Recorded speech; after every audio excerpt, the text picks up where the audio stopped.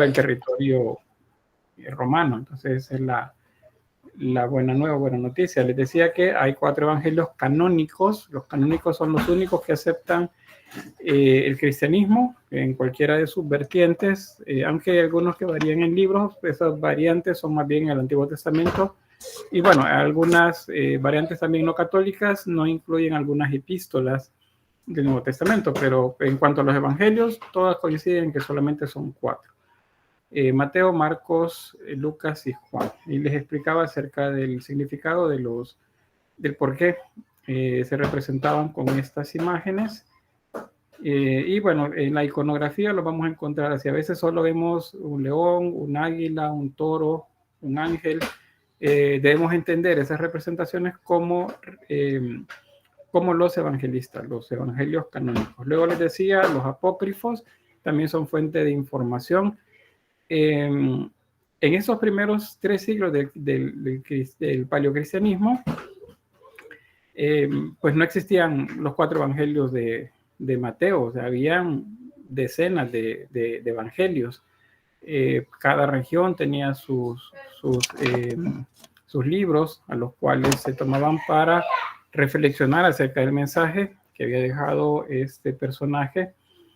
Y bueno, cada región pues respondía a ellos. Es hasta que Roma lo toma el control y se junta, se sincretiza la religión cristiana monoteísta con la religión politeísta romana, que ahí es donde se deciden cuáles evangelios van y cuáles no. Entonces solamente se deciden 4 y el resto quedan pues únicamente como lecturas en algunos casos, y otros simplemente pues los desaparecen, ya no vuelven a mencionarse. Pero sucede que los relatos siguen vigentes y eso lo atestigua el arte de la Edad Media. Hay bastantes ejemplos en pinturas, en relieves, en esculturas, que muestran algunas escenas que no están descritas en los evangelios canónicos, pero sí aparecen entonces en los apócrifos, en algunos apócrifos, y otros se supone pues era tradición oral, o sea, se contaba sobre eso. Por ejemplo, no sé si con ustedes pasaba, pero si no, pregúntenles a alguno de sus familiares ya mayores. Pero recuerdo que mi abuela, una de las nanas que tenía, las nanas son esos arrullos con los que duermen a los niños chiquitos. Una de las canciones que mi abuela cantaba hablaba de la Virgen María que estaba jugando con el niño y mencionaba otros niños que la habían molestado y que entonces pues los dichosos niños que estaban molestando se habían convertido en monos. Entonces resulta que esa es una canción, yo la recuerdo porque la escuché más de alguna vez a mi abuela que la cantaba, pero ese es uno de los relatos que aparecen en uno de los evangelios apócrifos. Entonces mi abuela no sabía los evangelios apócrifos, entonces ¿cómo es que sabía de eso? Porque la tradición oral recogió mucho de esos relatos primitivos de esos primeros 300 años de cristianismo y los convirtió en canciones, en poemas, en cuentos que no son considerados pues como oficiales, digámoslo así, dentro de la religión cristiana. Entonces eso es con lo de los apócrifos. Les colocaba aquí un listado sobre ellos. El protoevangelio de Santiago habla acerca de la Virgen María desde la historia de sus padres, desde Joaquín y Ana, o San Joaquín y Santa Ana. Desde entonces comienza a mencionar y dice todo el proceso, incluyendo la razón por la que la casan, porque no es que ella quiere casarse, sino que la casan con José, que era un anciano viudo que tenía ya varios hijos, ya un poco jóvenes y unos mayores. El Evangelio de Tomás o Pseudo Tomás, recoge relatos acerca de la niñez de Jesús. Algunos un poco chocantes, si ustedes están acostumbrados a la idea de lo amoroso y todo del niño Jesús, son un poco chocantes los evangelios, lo que se relata acá. Luego el de Felipe, el de María Magdalena, Judas, plantean como versiones en las que se justifican ciertas acciones o cierto pensamiento. Entonces, por eso, cuando organizaron todos los libros, pues los apartaron. No les pareció que correspondía con la idea principal que se estaba manejando por el siglo IV, bueno, entre el siglo III y el siglo V sería más bien, acerca del cristianismo. Así que pues ahí cierro eso y vamos con un repaso así breve nada más sobre eso. Ustedes lo conocen bastante bien. Lo primero es la natividad. Algunos de las imágenes van a referirse a eso en los primeros siglos. La natividad de Jesús, si es que sucedió, si es que efectivamente nació, tuvo que haber sido entre marzo y agosto del año 1 de nuestra era. ¿Por qué? Porque resulta que es entre esas fechas que se realizó el censo. Acuérdense que el censo es un hecho histórico, si está registrado, qué sucedió en esa región, el censo que mandó a hacer Herodes el Grande, pero no lo hizo en diciembre, lo hizo entre marzo y agosto. Todavía los historiadores no se ponen muy de acuerdo, algunos acercan más la fecha a marzo y otros la acercan a agosto. Entonces, en ese lapso de tiempo tuvo que haber sucedido si es que efectivamente nació. ¿Por qué es en diciembre? Porque en diciembre, cuando se juntó el cristianismo con el politeísmo romano, entonces los romanos tenían estas dos festividades, el Sol Invicti, o Sol Invictus también, que era el sol que nacía después de la noche más larga del año. En aquella época, la noche más larga del año sería el equivalente al 24 de diciembre de nuestro calendario. Eso significa que el Sol Invictus es el 25 de diciembre. Esa fecha, ustedes sabrán, pues se conmemora el nacimiento de Jesús. Pero pues no es que haya sucedido ahí, sino que se sustituyó una celebración pagana por una celebración cristiana, ya en este caso. Las fiestas saturnales, las que eran para Saturno, también se celebraban en esas fechas. Estas tenían que ver con la celebración por toda la cosecha que se había obtenido luego de la etapa de siembra, y luego pues iniciaba el invierno. El solsticio marca el inicio del invierno en el hemisferio norte. Entonces esa noche más larga, eso marcaba el inicio del invierno, pero se celebraban los romanos al Sol Invictus, y por eso es que el nacimiento de Cristo pues se celebra esa fecha. Luego, la vida pública de Jesús, esto va sería en nuestro calendario del año 30 al año 33. En el año 33 que se desarrolla la pasión de Cristo. Esto corresponde a los hechos durante una semana, desde la entrada triunfal en Jerusalén hasta la crucifixión. Ahí sería. Luego hay un complemento de eso y es la resurrección.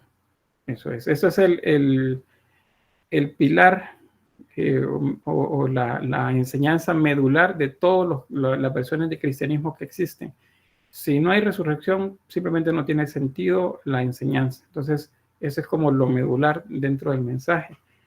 Luego, la ascensión, que es otra de las cosas que también se marcan, se comienzan a generar formas, imágenes que representan también esto, ahí por el siglo IV, siglo V, ya con más claridad.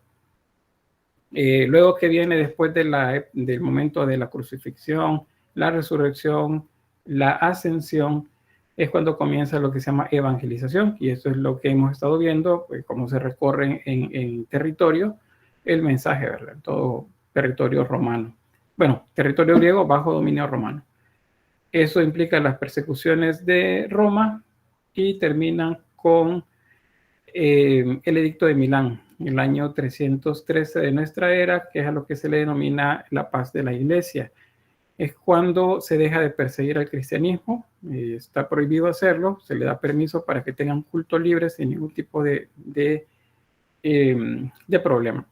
¿Qué sucede? Pues en las siguientes décadas el cristianismo se afianza cada vez más dentro del poder romano, y entonces no le queda otro al emperador que, bueno, y por consejos de la mamá de él, porque la mamá del emperador Constantino sí era convertida al cristianismo, Constantino, a pesar de haber sido quien convierte el cristianismo en religión oficial del imperio, no se convirtió al cristianismo hasta su lecho de muerte. O sea, él siguió siendo fiel a los dioses paganos, aún habiendo convertido a Roma al cristianismo. Eso demuestra pues que el movimiento fue más bien político.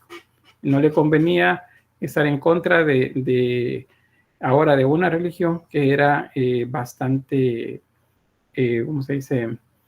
Que tenía mucha influencia esa religión dentro de todas las esferas romanas. Y pues él lo marca a través de una narración, una anécdota, una leyenda, bien sería, en la que se dice que Constantino dijo haber soñado con una batalla, y en esa batalla él vio que el cielo se abre, que aparece una cruz y un mensaje dicho por ángeles que decía inox signo vinces, que significa con este signo vencerás. Entonces él pues hace caso a todas las voces que tenía alrededor, incluyendo lo que dijo haber visto en el sueño, y convierte el cristianismo en religión oficial del imperio. Ahí nace la primera religión cristiana, que es la que se denomina católica, porque católica es universal al imperio romano. En ese contexto, hoy sí comenzamos con paleocristianismo. O sea, ahora, les recuerdo, porque ya estoy calificando los exámenes y resulta que hay muchos, no digo todos, pero ahora hay menos, pero siempre persisten muchos en confundir el contexto con las obras. Hasta ahorita les he mostrado una obra de arte, una arquitectura, una escultura, una pintura. Dale. Les he estado hablando, gracias, les he estado hablando entonces de la cultura, eso es contexto. Entonces, si la pregunta dice cuál es el contexto de la cultura que ustedes ya dijeron fue la que hizo esa imagen que les mostré, entonces tienen que hablarme del contexto. No tienen que decirme es una pintura que representa, eso no es contexto. Entonces, ahí hay fallo bastante. Todavía tienen una oportunidad en el examen 3 de remediar eso. Luego, ¿qué es arte? ¿Qué es arte paleocristiano? Entonces, aquí sí comenzamos a hablar del arte y valoramos la imagen que se les muestra hablando acerca del arte. O sea, es arquitectura, es pintura, es escultura, ¿qué es? Y ahí sí comienzan a describirla. Entonces, en el caso del arte paleocristiano, sería el estilo que corresponde a esos 300 años que les he estado mostrando contextualmente. Esos primeros seguidores de las enseñanzas de aquel Cristo que dijeron haber visto pasar, interactuar pues con las bases dentro de la religión, y, bueno, la sociedad y religión judía, pues esas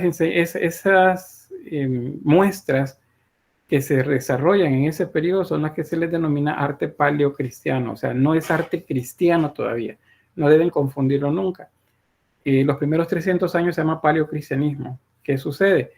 Que como el mensaje se movió por todas partes del imperio, y eso me refiero, la región de Mesopotamia, la zona, digamos, un tanto más árabe actual, o sea, la zona de Israel, por ejemplo, Arabia Saudita, la zona de Egipto también, la zona griega, la zona romana. Cada grupo en esas regiones comenzó a adoptar algunas variantes, apropiándoselas según la cultura que tenían. Por eso es que hay algunas cosas egipcias que pasan al cristianismo. ¿Se acuerdan, por ejemplo, cuando les decía, bueno, el faraón falleció y ahora el K de él, no del alma, porque ellos no hablaban de alma, sino su esencia, ahora pasa a un proceso en el que va a ser pesado sus buenas acciones, y aparece una balanza, y esa balanza se pesan contra una pluma las acciones buenas que pudo haber hecho. Si las acciones buenas equilibran la pluma, significa que está bien, pero si son las malas y desequilibra el peso, entonces significa que va a ser castigado y va a ser dado al monstruo devorador de hombres. Entonces, en el cristianismo eso también pasa a ser, lo retoman, y entonces ahora se habla, o se va a hablar más bien más adelante, que hay un momento en el que se juzga el alma, dicen se pesa el alma.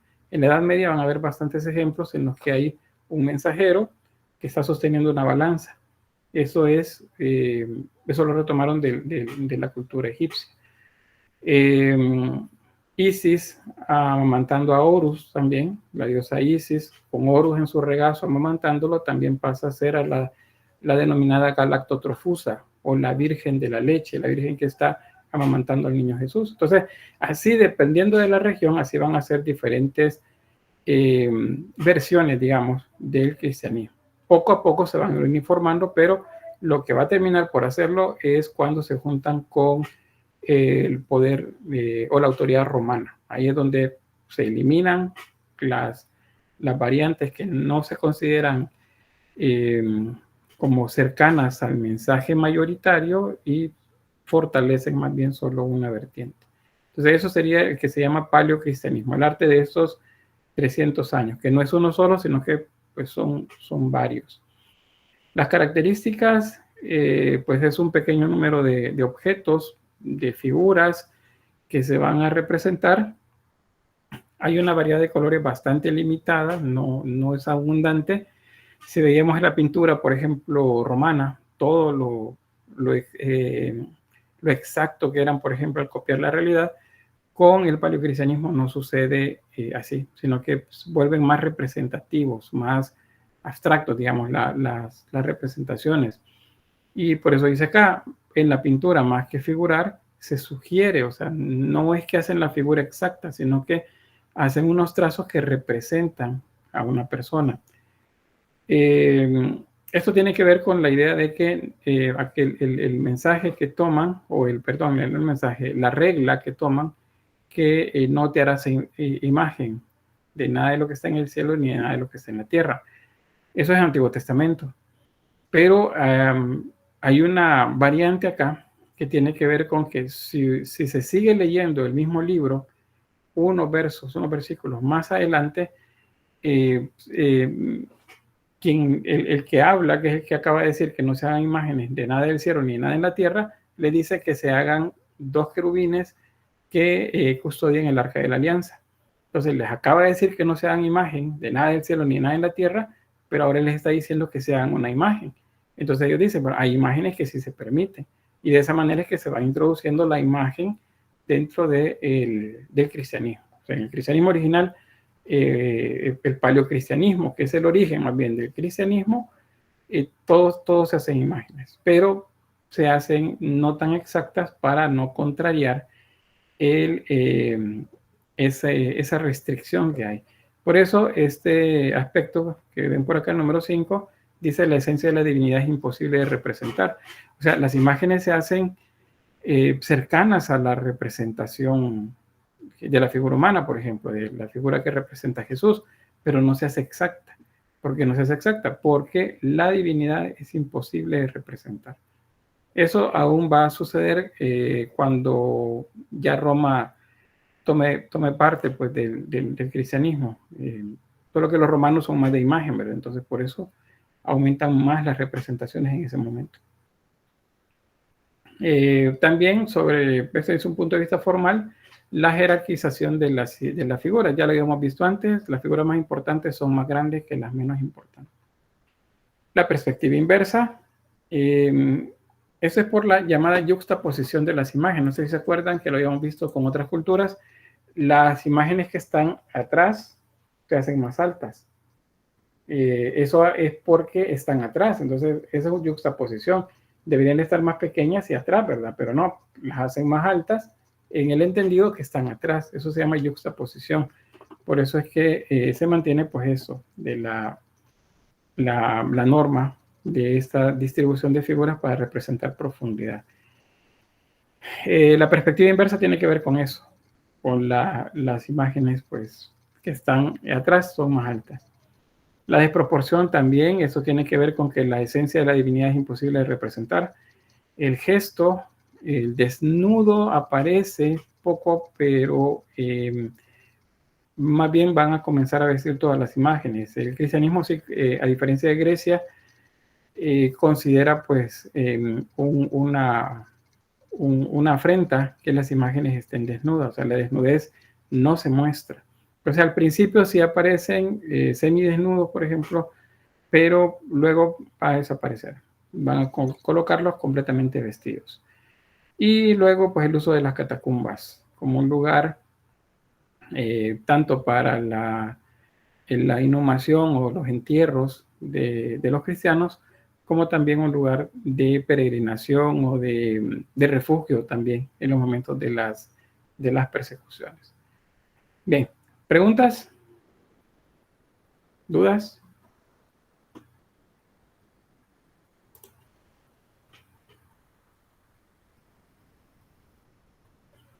Carolina dice,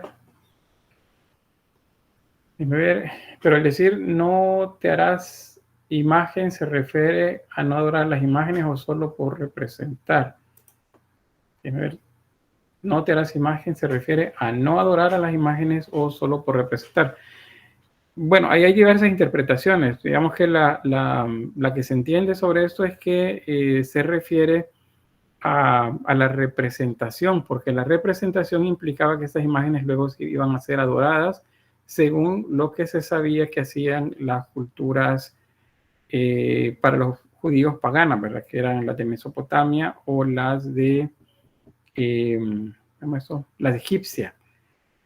Unas interpretaciones que aparecen más adelante en la Edad Media, lo que dicen es que se refiere más bien a los ídolos de otras religiones, no a las representaciones emanadas dentro del cristianismo. Pero esas son interpretaciones que hacen en el periodo bizantino, porque en Bizancio, en la época de Bizancio, o sea, luego de que Roma toma el control del cristianismo, hasta guerras hay entre los mismos cristianos, por aquellos que están a favor y los que no están en favor de las imágenes. Se llaman las guerras iconoclastas. Pero más bien se refiere a no representarlas, porque no representarlas implicaría luego la adoración, según lo que se conocía de otras culturas. ¿Nos estamos bien, Carolina? No la veo convencida. Sí, creo que un poco perdida, pero creo que todo bien. Es que como hay diferentes puntos de vista, creería yo, desde el punto de la religión y cosas así. Pero sí, esa era mi duda. Gracias. Bueno, de hecho, sí, hay diferentes puntos de vista, pero la principal diferencia es entre el catolicismo y todas las demás iglesias protestantes. Hay algunas que sí tienen imágenes, pero no son imágenes a las que se les rinda culto. Y son un grupo limitado, pero para eso pues, habrá tiempo más adelante, van a ver que cuando se ve sobre la iconoclastia, que es la lucha en contra de la guerra por las imágenes, porque hay un grupo que dice que quiere imágenes y otros dicen que no. Queman iglesias para destruir imágenes, porque es un pleito entre los mismos cristianos que dura más de 100 años, eso de las imágenes. Al final, pues ahí por el siglo VII después de Cristo, hay una emperatriz bizantina, que es la que le pone freno a todo esto y pues con una teorización, con unas reglas que se establecen, termina la diferencia sobre eso y de ahí en adelante se siguen haciendo imágenes. Eso es lo que sucede. Bien, ¿alguien más? ¿No? Bueno, arquitectura. Vean, la arquitectura es bastante limitada dentro del paleocristianismo. Esto tiene que ver con que acuérdense que aquí son comunidades que están distribuidas en todo el territorio de dominio romano. Ese territorio de dominio romano es Egipto por un lado, es Mesopotamia en otro lado, digamos Persia, que sería la cultura más cercana a ese momento. Grecia también, Roma, los romanos. Entonces, no hay como un solo estilo, pero se han encontrado dentro de las características propiamente romanas, se han encontrado unas edificaciones que se utilizaron en algún momento como templo.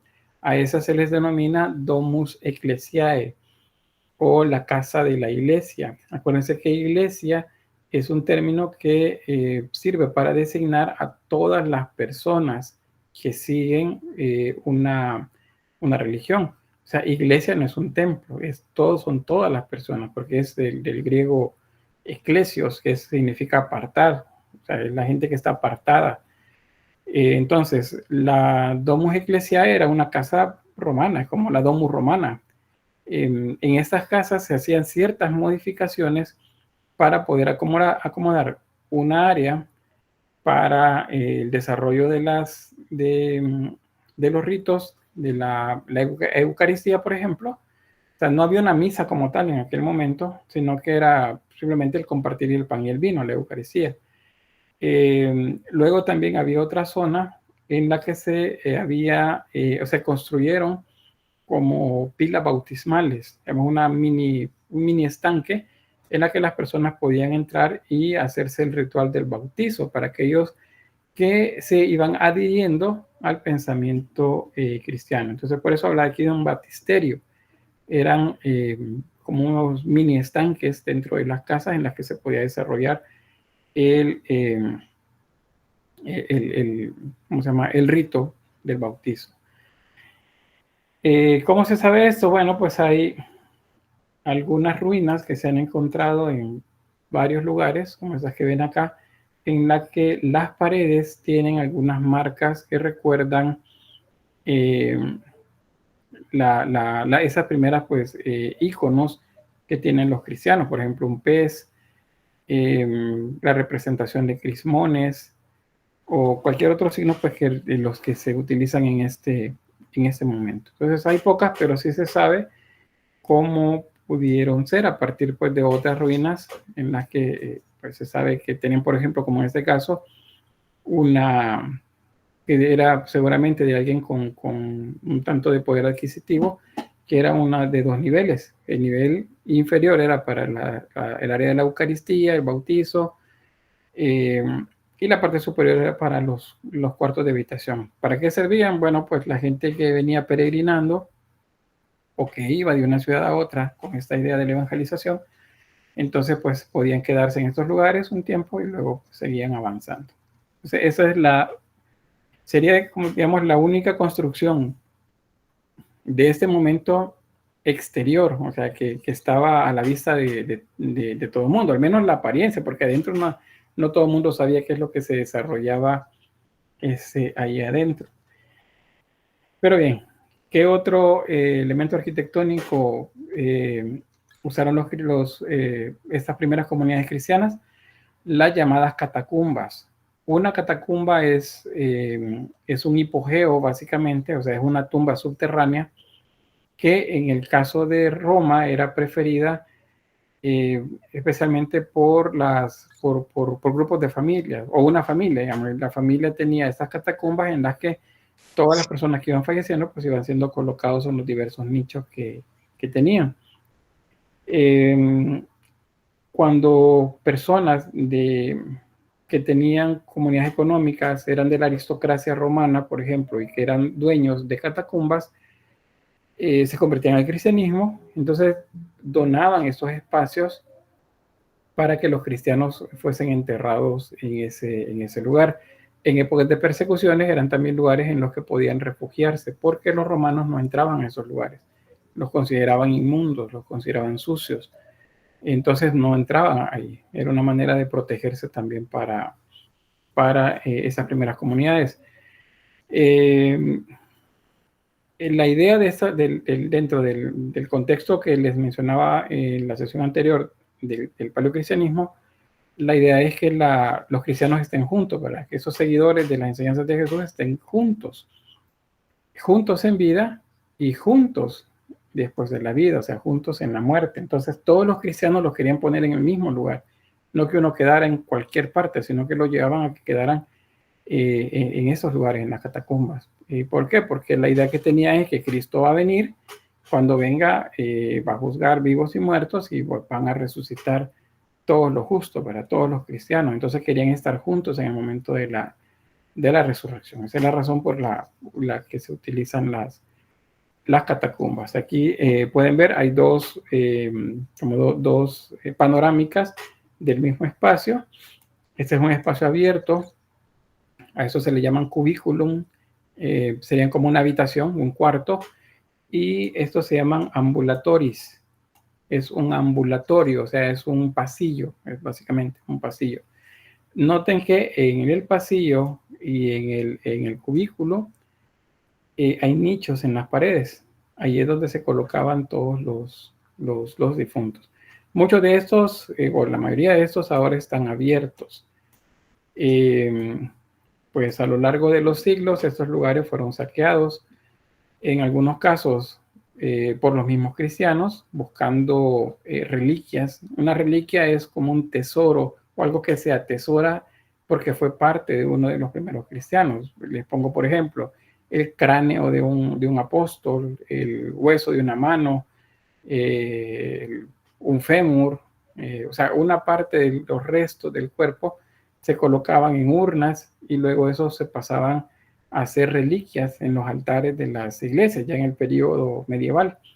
Entonces, por eso muchas de estas se abrieron, pero también hubo saqueo, pensando en que en estos lugares pues se pudieran haber escondido tesoros también junto con los difuntos, pero ese pues no era el caso, porque los cristianos, una de sus características era la pobreza, era uno de los votos que tenían que cumplir. Entonces no habían, al menos para la mayoría, no habían riquezas que colocar en las tumbas. Bien, ¿alguna pregunta sobre las catacumbas? ¿Sí, Mónica? No estoy segura, pero verdad que hasta el día de hoy no se han descubierto en su totalidad todas las catacumbas, porque porque es prácticamente como un mundo subterráneo. Sí, son ciudades subterráneas. Bueno, ya les voy a presentar un dato por ahí. Hay algunas que tenían hasta lineales, o sea, si juntáramos todos los segmentos que hay por todos lados, serían hasta 20 kilómetros de pasillos. ¿Sí, Carolina? Nick, usted mencionaba de que solo los que pertenecían a la religión cristiana eran los que podían ser, pues, como ahí que los ponían ahí en la catacumba, ¿verdad? Sí, la catacumba era de alguien de la aristocracia romana y se las había donado, sí, ahí cristianos, aunque fueran o no fueran de la familia. Pero de común, un romano que no era cristiano tenía su propia catacumba y ahí es donde empezaban también a hacer difuntos. Pero no dijo que pues, se la donó un romano, pero dijo que los romanos no entraban ahí porque les parecía sucio o algo así, parece que dijo. Sí, o sea, la gente romana, o sea, la gente común, digamos, no entraba a las catacumbas, o sea, no era gente que iba a ir a un cementerio, porque eran cementerios subterráneos, no entraban a esos lugares. O sea, lo que me refiero es que enterraban a alguien y no volvían a entrar hasta que había necesidad. Y cuando hay necesidad, hay que enterrar a alguien más. Luego la cerraban y ellos no entraban a esos lugares. O sea, no los consideraban sanos, o tal vez no sanos la palabra. No era común, pues, más bien voy a decir de esa forma, no era común que entraran a las catacumbas, entonces no lo hacían. Por eso los cristianos se escondían ahí. Y había, ¿sí? Y había como un rango social de quiénes podían estarse ahí, o los monjas o algo así en este caso, así como en las anteriores culturas, que los de menor como rango, podría decirse, tenían un tipo de cosas funerarias. Aquí, digamos que el mensaje del cristianismo es que todos somos iguales. Por eso les decía, en la parte contextual, ellos vivían en comunidad, o sea, en digamos, un primitivo comunismo, porque nada era de nadie, todo era de todos. Si alguien se juntaba a un rico, tenía que vender todo lo que tenía, el dinero se los daba a los principales para que compraran lo necesario para toda la comunidad. Entonces, todos eran iguales. O sea, digamos que en el mensaje todos eran iguales, pero en la práctica, esto sí es lo que ven ahí en el texto, dice, las principales catacumbas fueron, dicen, San Calixto, Santa Priscila, Santa Lucila, Santo Domitila, Pretexlao. Estos personajes eran romanos, entonces ellos eran de la élite romana. Cuando los enterraban, estos tenían un lugar diferente, como efectivamente lo decía, o sea, los pobres iban en un lugar y los ricos iban en otro, a pesar que en el mensaje todos somos iguales, pero ya les voy a mostrar. Bueno, eso es lo que les estaba explicando ahorita, solamente les agrego esto, que los cristianos no incineraban los cuerpos, que era una costumbre de muchos lugares, incinerar los cuerpos. ¿Por qué no lo hacían? Porque el cuerpo es necesario para la reencarnación. O sea, si no hay cuerpo, no hay reencarnación. Entonces, no reencarnación, no, perdón, resurrección. Encarnación es lo que sucede, que los cuerpos encarnan en los huesos que quedaron. Eso aparece en el Antiguo Testamento, creo que en el libro de Ezequiel, o uno de los profetas aparece un episodio de unos huesos que se van encarnando, esa es la palabra. Entonces, no quemaban los cuerpos, tenían que ser depositados en ese lugar. Pero, bueno, voy a adelantarme, acá está. Vean, estas dos, en esta pared, la de fondo, hay dos tipos de catacumba. La de arriba es rectangular, pero la de abajo tiene el depósito, digamos, en la parte de abajo, pero arriba tiene un arco. Estas eran diferentes. Entonces aquí se colocaban a algunas personas, algunos cristianos, que tenían un rango un poco diferente. Digamos, era uno de los ancianos. Acuérdense que originalmente no hay obispos, no hay sacerdotes, no hay papa como tal, sino que hay una jerarquía que tiene que ver con los que tienen más experiencia, los ancianos. Entonces, un anciano se colocaba en estos lugares. Pero ¿qué tal si se moría el dueño de la catacumba? Pues entonces a él se le destinaba un espacio más amplio, más decorado, en el que a lo mejor habían otros nichos que se llenaban con su familia, eventualmente esos iban muriendo. Entonces sí habían diferencias, a pesar que en el discurso digan que no, se diga que no, lo que no lo dicen ahorita. A pesar que en el discurso se diga que no habían diferencias, en la práctica sí las había. Entonces, esa diferencia se va a marcar más todavía cuando Roma toma el cristianismo como parte de como su religión oficial, porque los romanos tienen una sociedad basada en la desigualdad. Entonces, el emperador, los patricios, el ejército, pues todos tenían una posición arriba de la plebe, que era donde estaban los comerciantes en general, los artesanos, las personas libres, pues en Roma, que dentro de ellos estaban pues, muchos cristianos, independientemente de la nacionalidad. Entonces, sí habían diferencias, sí las había ahí. Y se puede ver a través de las mismas catacumbas. Ya que estoy por acá, les voy a mostrar las fosas que eran rectangulares se llaman loculi y las que tienen forma de arco se llaman arcosolios o arcosolia. Entonces, es el nombre también diferenciado de esta. Sí, Mónica, perdón, ahí solo me voy a levantar. No, entonces podríamos decir de que no era como una división socioeconómica, era más de niveles de rango de antigüedad y sabiduría. Pues dentro de lo que se pensaba, o sea, dentro del pensamiento que se predicaba, sí es así como usted me lo acaba de decir, pero en la práctica tiene que ver con los que tienen más y los que tienen menos. O sea, en la práctica era así.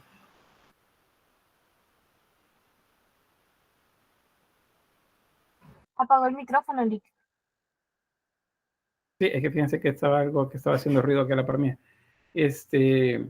Pero básicamente eso era, o sea, en el mensaje todos somos iguales, pero en la práctica habían diferencias. Esa diferencia era por dos razones. Una es los más ancianos, las personas que tenían más experiencia o eran los que coordinaban, digamos, a toda la comunidad.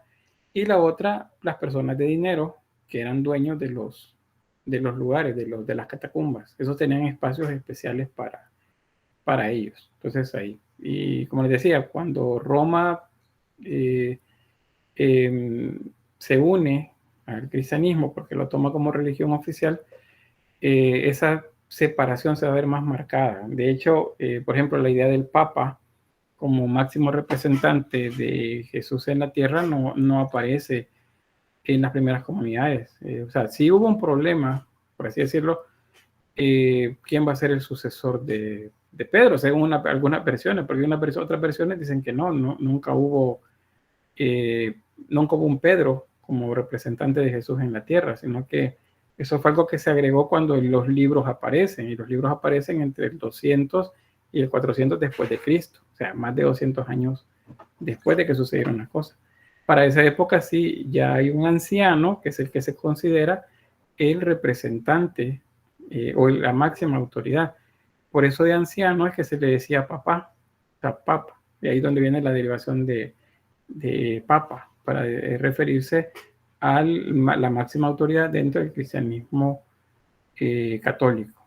Más adelante en el cristianismo, más o menos siglo VII, siglo VIII, por ahí, cuando viene el cisma de la Iglesia Católica, que es cuando se separa por primera vez el ala que se separa, que es la Iglesia cristiana oriental u ortodoxa.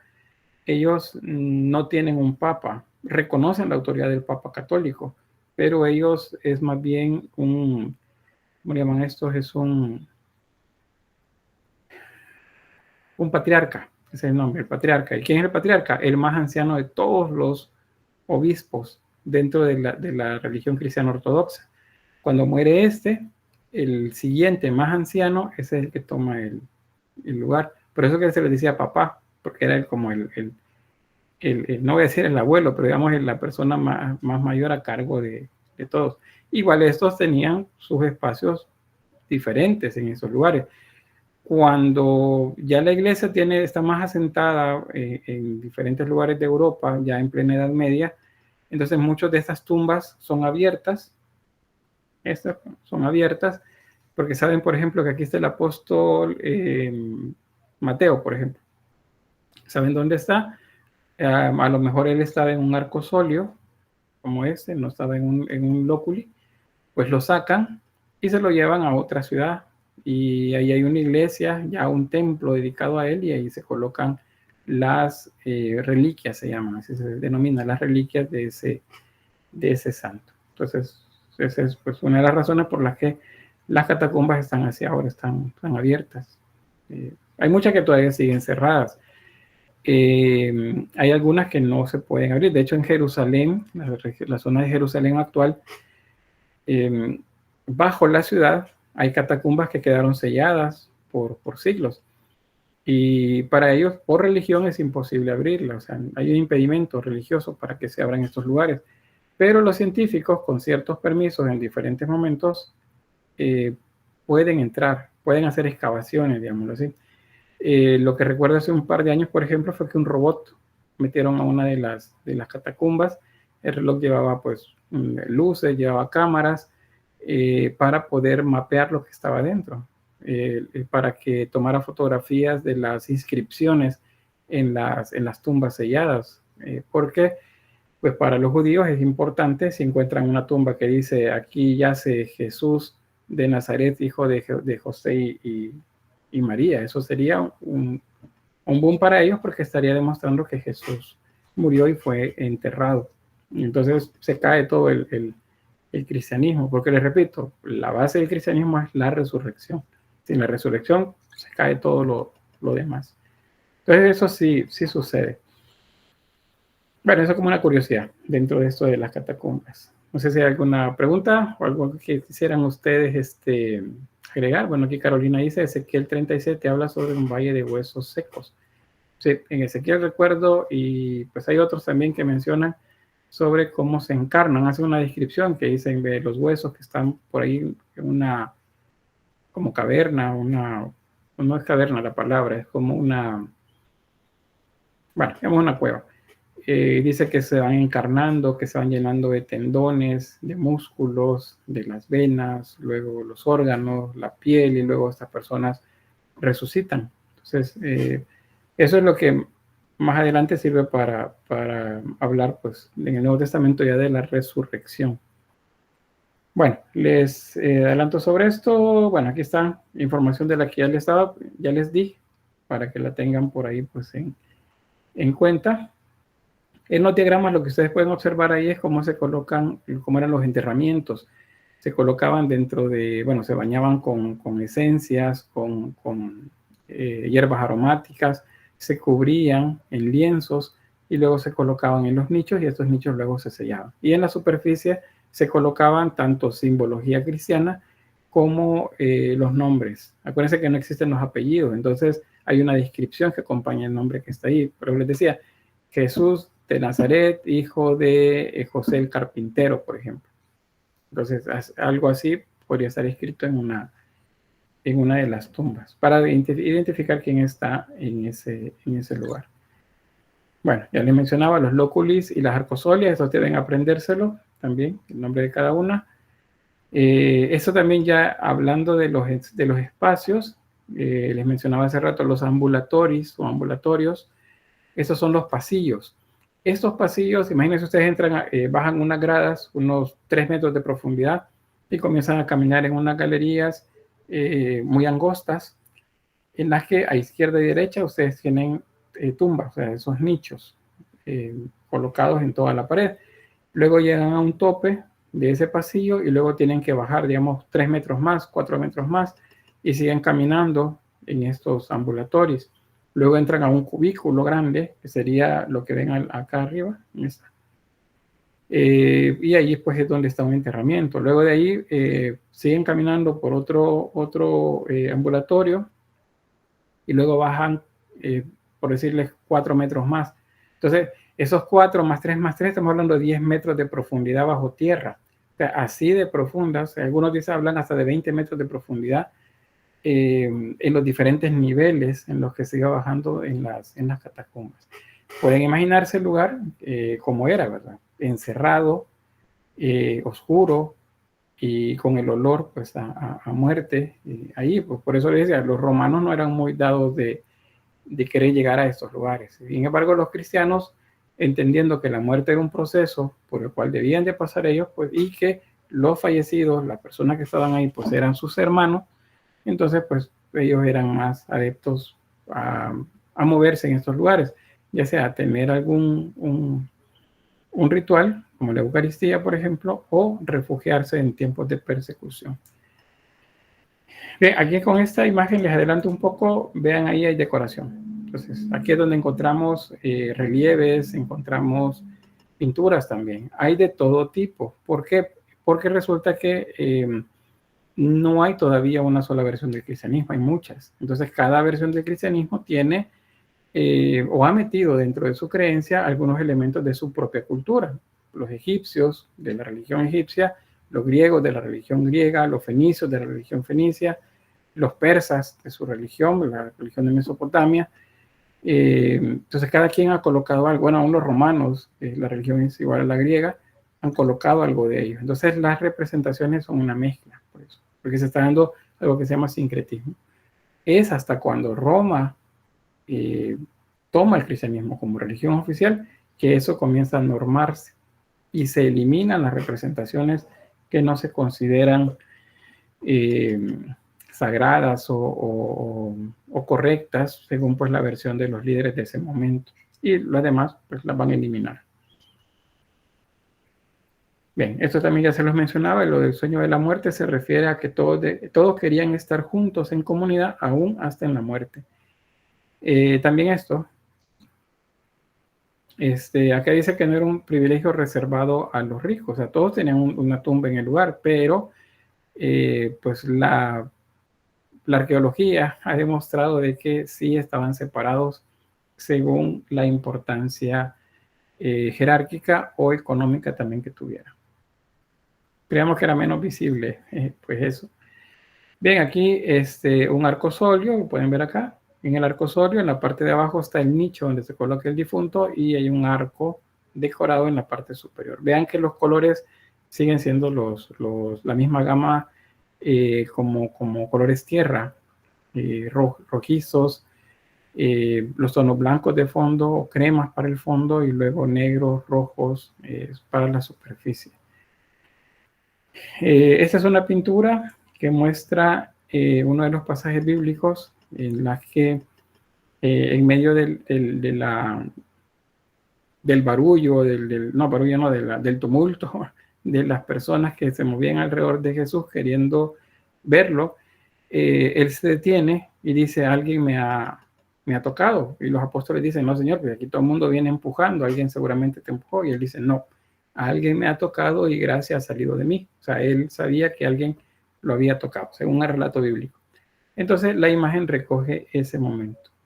Porque luego dice, bueno, ¿quién me ha tocado? Y una mujer dice, mira, pues yo lo toqué. Y dije, si le toco un pedacito de la túnica, pues yo voy a estar sana. Sí, Carolina, dígame. Eso es lo que hablan de que es una mujer que llevaba varios años con flujo de sangre. Entonces, lo que la mujer dice es que si tan solo tocase el borde de su manto, que ella fuese sana. Entonces y ahí es donde Jesús dice que poder ha salido de él.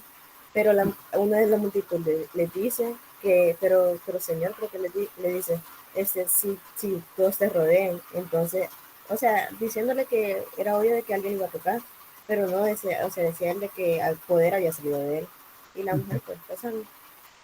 ¿Y ella qué le dijo a él después?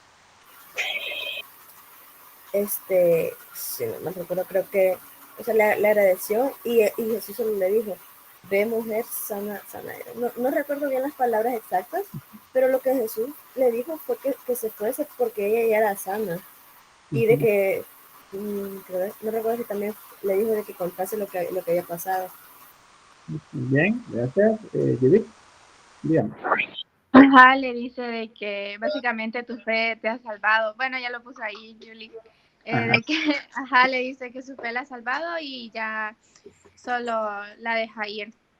Igual siempre, como lo dice Cecibel, siempre decía de que, o sea, pero no lo decía como directo, pero para que ellos evangelizaran lo que había pasado. Muy bien, gracias. ¿Consideran ustedes importante entonces la imagen que observan ahí como para predicar, como para evangelizar? Carolina dice sí, y el resto.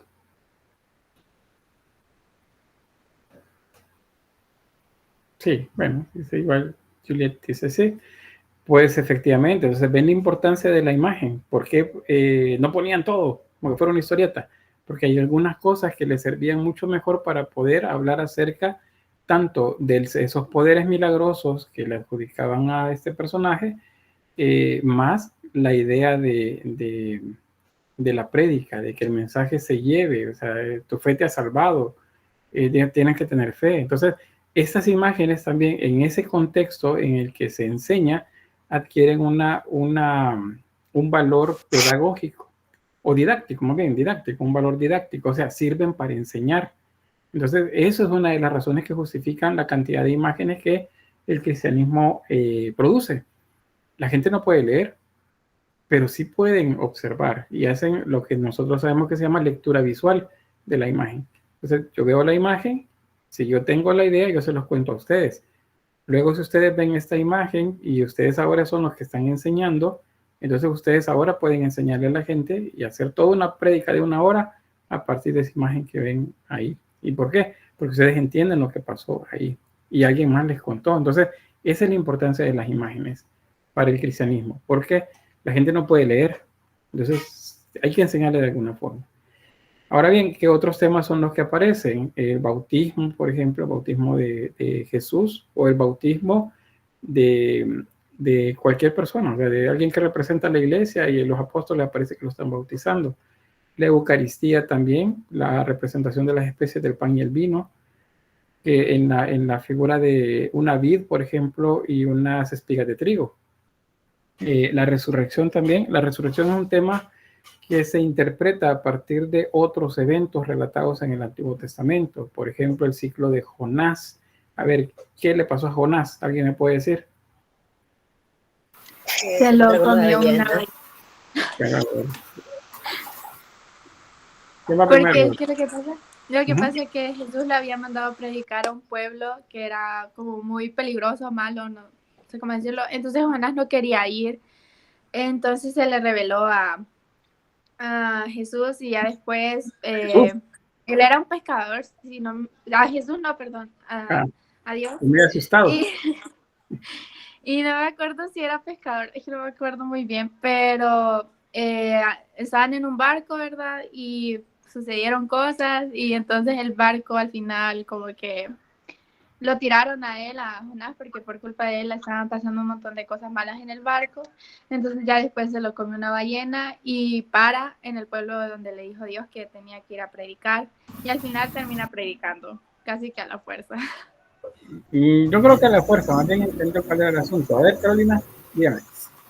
Sí, ajá, así como dice Judith, fue que por la desobediencia de que él no quería obedecer la palabra que Dios le estaba dando, pues le dio esa prueba de que pasó en la ballena, creo que, no recuerdo cuántos días y en noches.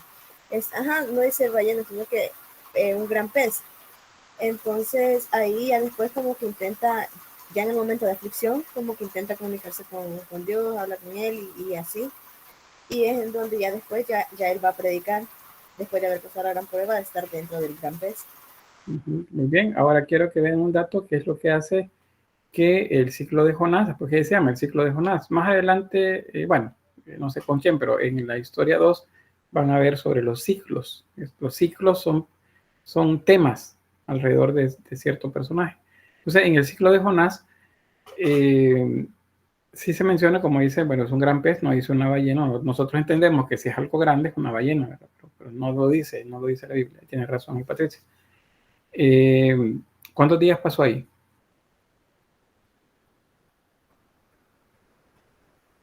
Me van googleando, ¿verdad? 13 dice. ¿Quién confirma?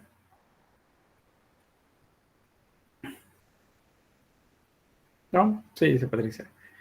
Pues bien, son 3 días. ¿Cuántos días pasó Cristo luego de haber muerto? ¿Qué número de días? También. El tercer día. ¿Ven como el número 3? Ahí está, gracias, Genesis y Juliet. ¿Sí, Mónica? No, igual, estaba diciendo que 3 días.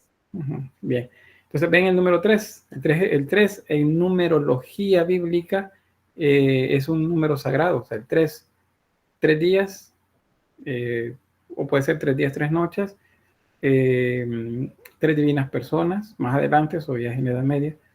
Entonces el 3 es un número importante, igual que el 4, igual que el 7, igual que el 9, igual que el 12. Entonces, de esa manera es que representan en el ciclo de Jonás la resurrección. O sea, es lo mismo que le pasó a Jesús. Dice, bueno, Jesús murió, pasó 3 días y al tercer día resurgió, resucitado. Jonás al tercer día es como si hubiera resucitado también. Eso mismo sucede con otro personaje. Bueno, más adelante se lo voy a mostrar, no recuerdo si en escultura o en pintura, pero se lo voy a mostrar también, que es Daniel. Otro personaje es el episodio de Abraham e Isaac. También es una representación de el sacrificio y la resurrección. O sea, esos temas tienen que ver siempre con lo mismo. Por eso es que se representa. Bien, sobre las catacumbas, solamente para cerrar esto, esa es la de San Calixto. Ahí es donde les menciono lo de los 20 kilómetros lineales de pasillos, las profundidades superiores a 20 metros en muchos casos. Entonces, ahí, para que pues lo que les estaba explicando, aquí les queda en texto. Y otras imágenes también por ahí de la catacumba de San Calixto. Eso es lo que les decía, los espacios más amplios destinados para los dueños. Aunque en el discurso todos somos iguales, decía en el cristianismo, en la práctica era diferente. Cada quien pues tenía su espacio. Esa escultura que está acá, les digo para no confundirse, pero esa escultura es siglos después, fue colocada siglos después ahí, es la de Santa Cecilia, acá, patrona de los músicos, si mal no recuerdo. Esa escultura se colocó después, no es de la época. Bien, otras más, la de Santa Priscila, ahí, pues para que vean que la arquitectura pues era completamente policromada. Lo que sucede es que si ahora se ven abiertos, como lo observan acá, vean aquí un arco solio abajo, pero arriba hay un lóculi y está abierto. Es porque los rompían pensando encontrar tesoros en esos lugares en algunos casos, y si no, pues para recuperar reliquias. Bien, con esos símbolos que aparecen, que acompañan las decoraciones en las catacumbas principalmente, encontramos una iconografía nueva,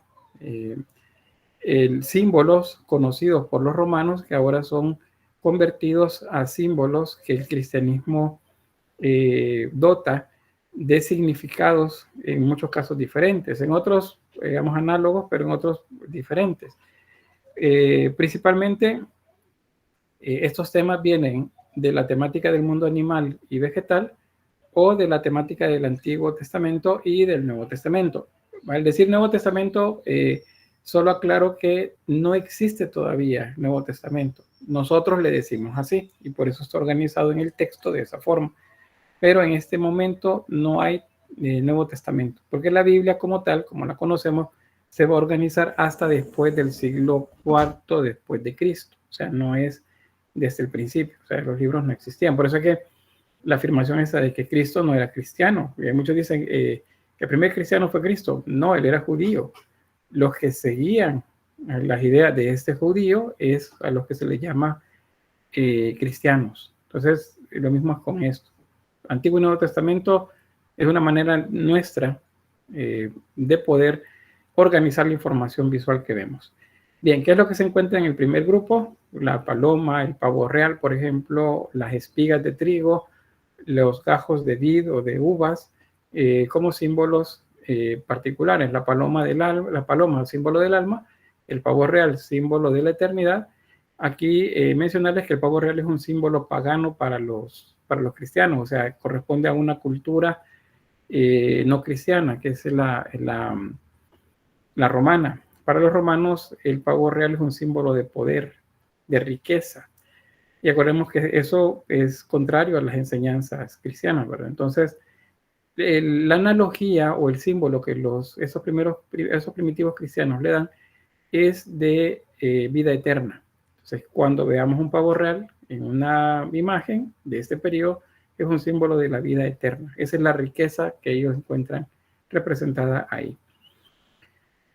La espiga y la vid, estos son símbolos de pan y vino. Es la Eucaristía. Luego las temáticas, como les decía, el Nuevo Testamento, pues Jesús como tal, el buen pastor y como maestro, y también algunas representaciones como médico. La Virgen también, esta es una representación sedente con un niño. Sedente, acuérdense, está sentada y con un niño. Muchos de esos, el niño está lactando, o sea, está tomando alimento del pecho de María. A eso se le llama galactotrofusa y es una representación que encontramos en el mundo del arte egipcio. Ahí está Isis amamantando a Horus. Y luego la iglesia representada como una persona con los brazos abiertos. Eso es un orante, acuérdense. Orante. Esta es la primera representación de una imagen o de un personaje crucificado. Este es un grafiti, fíjense, aparece en una de las domus romanas del primer siglo, corresponde al primer siglo de nuestra era, y es una burla que le están haciendo a este personaje, al Alexámenos. Alguien hizo el dibujo y le puso Alexámenos adora a Dios. Entonces es esto, Alexámenos sebete Deus. Y si se fijan, este sería entonces el personaje Alexámenos, y este es una persona con cabeza de burro crucificada. O sea, es una burla el graffiti para alguien que era cristiano. Eso de hecho es el primer, no el primer, sino la forma, el dibujo o la muestra más antigua que se ha encontrado de una persona crucificada en esta forma. O sea, no es ni siquiera cristiana, es un graffiti. De esos hay muchos, en las termas había, en las calles se han encontrado muchos grafitis en tono, digamos, burlón a esos primeros cristianos. Pero bien, ya dentro de la religión cristiana encontramos esto, dentro de esta nueva simbología. Una paloma, acuérdense, es un símbolo del alma, pero también hay una connotación diferente que tiene que ver con el Antiguo Testamento. Cuando Noé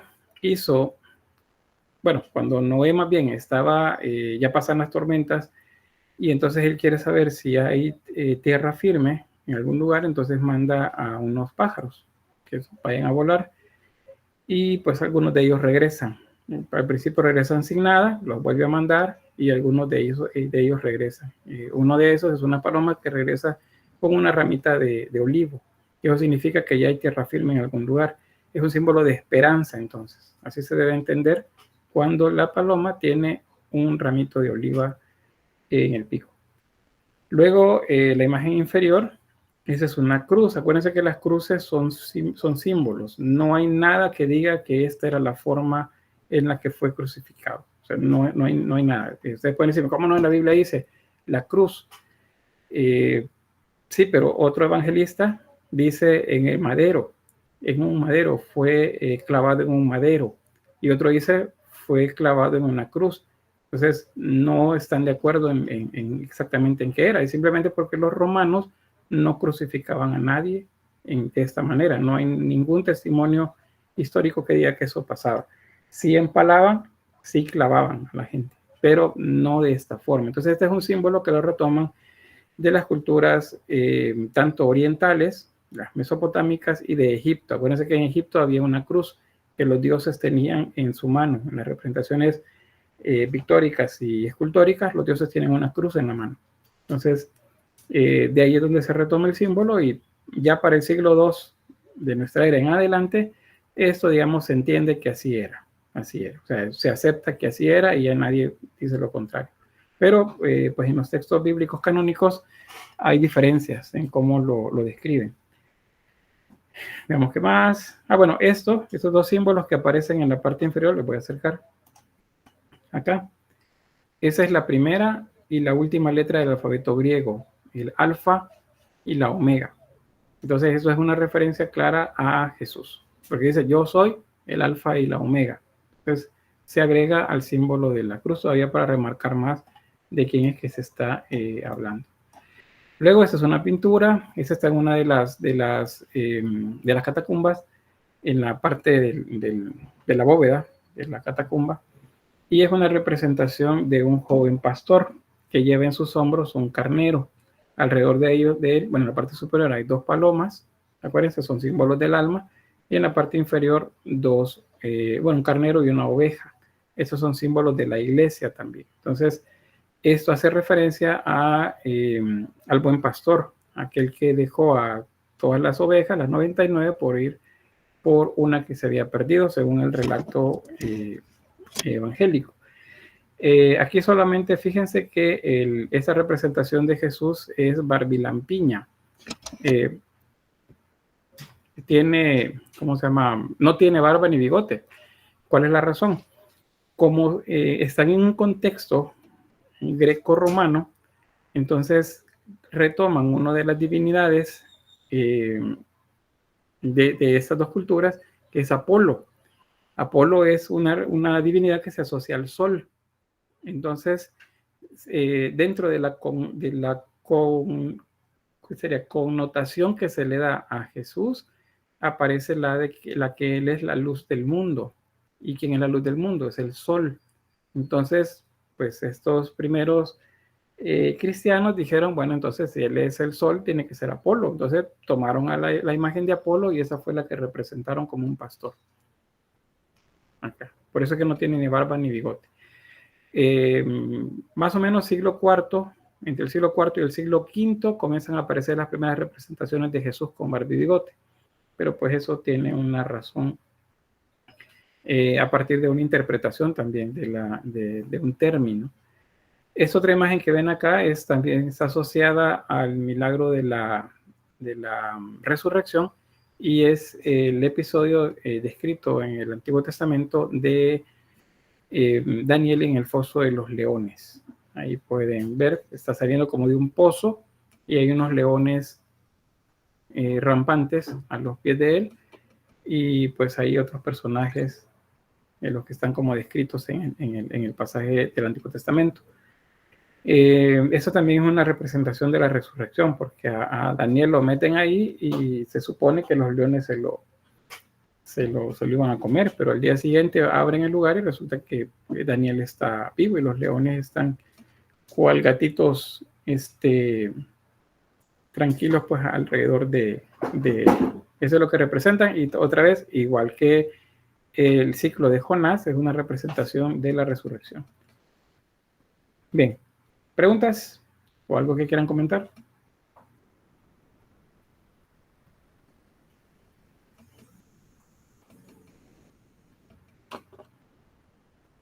¿Sí, Irene?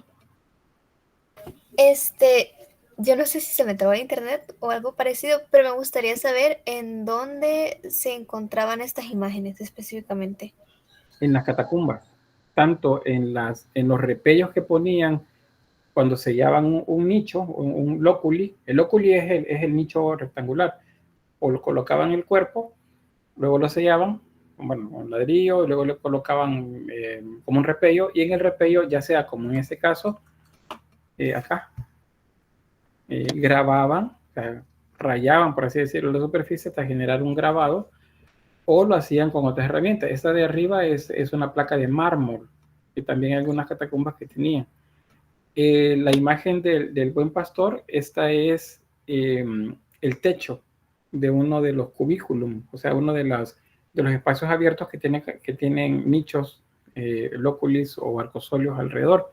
Y la inferior, este es un trozo de un sarcófago. Los sarcófagos también los utilizaban para colocar dentro los cuerpos de los cristianos. O sea, ¿y dónde estaban? En las catacumbas. Todo eso sale de las catacumbas. Ahí es donde se desarrolla, digamos, un poco más libre este tipo de arte. ¿Por qué no está afuera? Porque a los cristianos no los veían bien los romanos, y más en unas épocas que en otras los perseguían. Entonces, si alguien lo entierran en un lugar público o colocan una de esas cosas en un lugar público, lo van a matar. Entonces, por eso todo se desarrollaba en las catacumbas. ¿Vamos? ¿Sí? Bueno, espero que sí. ¿Alguien más? ¿Un comentario o pregunta?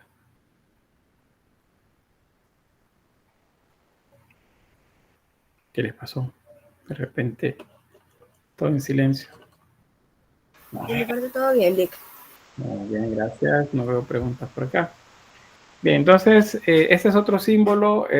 Acá se los coloco. Está dentro del texto. Gracias, Cecia, también, por ahí. Se los coloco dentro del texto, pero eso ustedes tendrán que verlo más a detalle en la historia 2. Ahí sí. Porque pues aparece más, se repite más como Vesica Piscis como tal. Pero acá nos interesa saber por qué la Vesica Piscis es un símbolo geométrico que aparece por la superposición de dos círculos. ¿No lo observan ahí? Los voy a acercar. Vean. Dos círculos se interceptan en el centro, ahí están los cuadrantes, y esta forma que aparece acá es una ojiva. Más adelante, en la Edad Media, este es un símbolo del vientre materno. Bueno, sí, digamos el vientre materno, aunque hay otras representaciones siempre relacionadas a la parte anatómica, pero pues con una connotación diferente. Se llama ojiva, le dicen también mandorla en la Edad Media. Acá nos interesa porque es a partir de esa Vesica Piscis, la vejiga de pez, literalmente, aparece este símbolo. El ixus, o el pez. Hay algunos grupos cristianos que he visto banderines ahí o logos que tienen este símbolo, fíjense. Y siempre tengo esa duda de que sí, porque una vez le pregunté a alguien y me dijo, no sé por qué eligieron ese símbolo. No sabía, ese símbolo es bien importante dentro del cristianismo. No sabían por qué aparecía ahí una banderina. Dígame, no está la mano, Judith.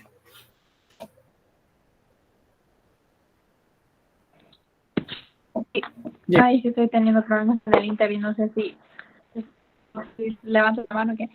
Pero varios lo usan porque hay una parte en la Biblia que dice que ya no serán, le dice Jesús a los discípulos, de que ya no serán pescadores, sino serán pescadores de hombres. Entonces, más que todo lo que tiene que ver, lo de siempre, lo de la evangelización. Entonces, muchos lo usan. Incluso el camino neocatecumenal, que es la realidad religiosa donde estoy yo, usamos eso, el pececito. Pero es por eso, es porque nosotros estamos llamados a la evangelización. Eso es lo que representa para nosotros. Muy bien, gracias por compartirlo. Y sí, pues tiene que ver con eso. Solo que la pregunta era con el de arriba. Esa imagen de arriba, decía, así como ven ahí esos dos círculos con una cruz en medio, ya lo he visto. Y cuando he preguntado no me han sabido decir qué es. Pero gracias por le voy a dar un complemento, bueno, a todo el mundo le voy a dar un complemento sobre esto del pez. Efectivamente es un símbolo, y es un símbolo, digamos, es una información encriptada, o sea, es una clave dentro de esta imagen. El pez sale de la Vesica Piscis, les decía, es este símbolo de arriba. la mandorla, el símbolo del útero materno en la Edad Media, ahí es donde le van a agregar ese símbolo. Pero por analogía, dice, acá se le da pues el nombre de Vesica Piscis, pues la vejiga de pez. Ahora bien, ¿qué tiene que ver con el pez? Eso que ven por acá. El pez en griego se escribe Ixus, como lo ven acá, Ixus. Y Ixus es un acróstico que significa Jesús Christos Theos Huios Soter. Así, si ustedes toman la primera letra de cada una de esas palabras, entonces se forma la palabra Ixus, que significa pez. Entonces es Jesús Christos Theos Huios Soter. Ahí está. Ixus, está escrito ahí. La primera letra de cada una de esas, del nombre pez, se entiende de esta forma en español. Jesús, Cristo, Hijo de Dios, Salvador. Ese es Jesús Christos Theos Huios Soter. Es lo que está escrito acá. Entonces la primera letra de esa frase forma la palabra pez. Y esa es la razón por la que el pez se utiliza. Entonces cuando veían pez, como bien decía la compañera, pues en un contexto donde uno de los oficios importantes en la economía del pueblo hebreo era la pesca, ya sea en el río Jordán, en el, ¿cómo se llama este otro? O bueno, el mar de Galilea. Entonces, en ese contexto que son pescadores, se les dice, es uno de los llamados, que es lo que se describe en uno de los pasajes bíblicos, es pues dejen lo que están haciendo y sigan y conviértanse en pescadores de hombres, les dice. O sea, que ya no pescadores como tal. Y hay muchos episodios que tienen que ver con los peces. Entonces, el pez es un símbolo, pero los cristianos van más allá todavía y convierten el nombre de pez en un código, que sería ese que observan acá. Jesús Christos Theos Huios Soter. Y, bueno, en latín, porque eso es en griego, en latín, el nombre es Hijo de Dios Salvador, que se escribe de esta forma, JHS o IHS. Lo más común es JHS, si lo han visto en algún lugar. A ver. Acá, JHS, si lo han visto, es Jesús Hijo Salvador. Es básicamente lo mismo esto. Jesús Christos Theos Huios Soter. O sea, esa frase que ven por ahí. Ese es el símbolo del pez. Ahora, el pez es importante porque era un código que les ayudaba a saber si las personas con las que estaban hablando sabían sobre el símbolo, sabían sobre esto. Si no lo sabían, si alguien hacía un dibujo de un pez, por ejemplo, estamos platicando en un grupo y alguien hace un dibujo de un pez en el suelo y nadie dice nada, o alguien hace referencia a la pesca, o que ha estado mala la pesca, o que ha estado buena la pesca, entonces yo, que soy cristiano y que conozco el código, sé que estoy en un lugar donde no puedo hablar libremente, porque no hay cristianos. Entonces es un código que ellos utilizaron para esconder información de su fe. ¿Está claro? Bueno, en Mateo habla sobre la gran comisión, dice Judith. Bien, gracias. Ese es otro símbolo. Eso se llama monogramas. Un monograma, en este caso, está constituido por dos letras griegas. La letra G o G y la letra Ro, que son las dos primeras letras de la palabra Christos.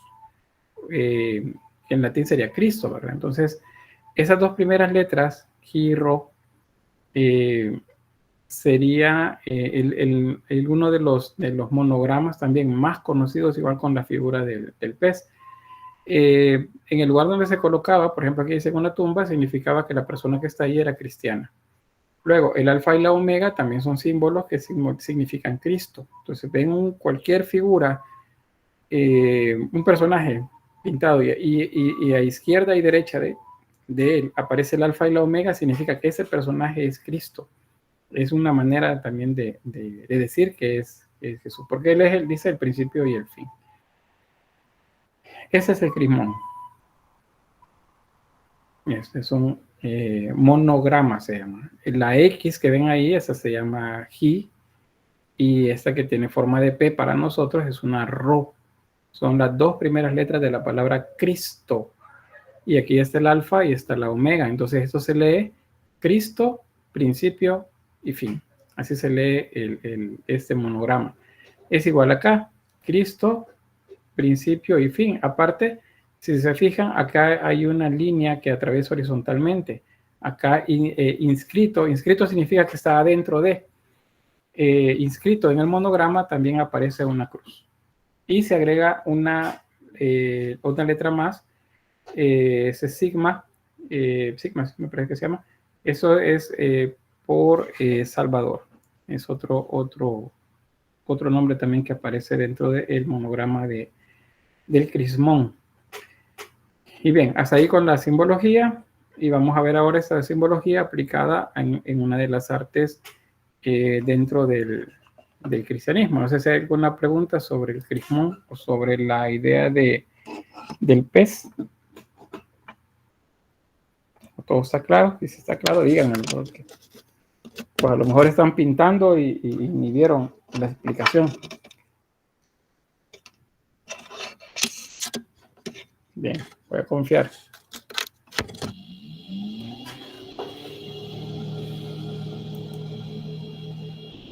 Avanzamos entonces sobre la escultura. Bueno, escultura en gran formato, escultura como la conocíamos en Grecia y Roma, no hay. Hay una etapa, digamos que sería lo que correspondería a lo que se llama tardío romano, en la que el arte pues está al servicio del cristianismo, pero pues no es una cantidad significativa de esculturas. Más bien los primeros cristianos ya dentro de la época romana prefieren más la pintura como un método de representación, porque es bidimensional. Una escultura es tridimensional, o sea, hay un grado todavía mayor de cercanía al natural, tienen 3 dimensiones la figura. Entonces, por eso no hay tantas esculturas. Hay algunas, pero no es así cantidades grandes. Acuérdense también de la imposibilidad que está en la cosmovisión de los primeros cristianos, existe acerca de las imágenes. O sea, no se pueden hacer imágenes, pero al mismo tiempo sí se pueden hacer imágenes. ¿Qué significa? Que las pueden hacer, pero no tienen que verse naturales, porque el pecado es si las hacen iguales a la naturaleza que tienen enfrente. Y ellos saben que las imágenes son necesarias porque de esa manera llevan el mensaje o el evangelio todavía más fácil a otras comunidades que no son convertidas aún. Entonces vamos a encontrar una infinidad bastante grande, pero más bien en términos bidimensionales, ya sea grabados como el que tienen en pantalla o relieves. Ahí es donde más se van a encontrar. ¿Qué grabados? Bueno, el buen pastor como tema, ahí lo tienen, las palomas en la parte de arriba, que son símbolo del alma, las ovejas en la parte inferior, y lo que está es pues cuidándolas acá, o con la mano extendida, el gesto ¿cómo le llaman? El gesto del orador, significa que está predicando. Esta mano extendida significa que está predicando. Vean que también es un joven, porque en esta primera connotación de Jesús es Apolo el que se toma de referencia. Luego, lo que bien decían acerca del oficio, uno de los oficios principales en la región judía, de Judea, en toda la región en la que Jesús se movió durante la vida pública, según el relato bíblico, pues los pescadores son bien importantes. Entonces el ancla y los peces son símbolos también del cristianismo. El ave fénix también, el ave fénix es un símbolo también que se consideraría pagano para los primeros cristianos. Sin embargo, lo van a retomar en el sentido que saben que dentro de la leyenda o el símbolo del fénix está en que él muere, pero renace de las cenizas. Entonces, morir y renacer para ellos es un símbolo de resurrección. Entonces, el ave fénix, si la ven en algún lugar, significa resurrección. Luego, la paloma con ramo de olivo, les decía, es el alma y la esperanza de la vida eterna, porque estos dos símbolos juntos significan esperanza. El olivo y la paloma. ¿Qué más? Bueno, palomas, ya habíamos visto. Los orantes Un orante es una representación de la iglesia. Iglesia, acuérdense que es la comunidad, no es un edificio. Nosotros actualmente decimos iglesia para referirnos a un edificio, pero el término correctamente se refiere a la comunidad. Entonces ellos lo representaban como una persona con los brazos extendidos o dirigidos hacia arriba en actitud de oración. Un crismón, también ya habíamos visto, también estos son grabados, estos eran grabados en las paredes.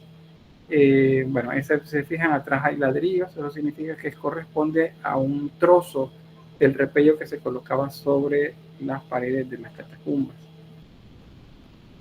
Estos ya son sarcófagos. Los sarcófagos los utilizaron más bien los romanos, ya los romanos cuando ellos ya se han convertido al cristianismo. Entonces corresponden estos a esa etapa de transición entre el paleocristianismo y el cristianismo católico, que es los romanos van a implementar. Un crismón, símbolo de Cristo. Bueno, fíjense que eso me acabo de decirle, el círculo acá significa, significa, o más bien es una representación solar, es un sol, y el sol, acuérdense, es un símbolo de Cristo. Entonces, por eso está encerrado en un círculo, el crismón. En la de abajo, ahí pueden ver la imagen de 3 crismones en la parte superior de la tapadera, y en los relieves de las paredes, pues aquí símbolos de Jesús camino al Calvario,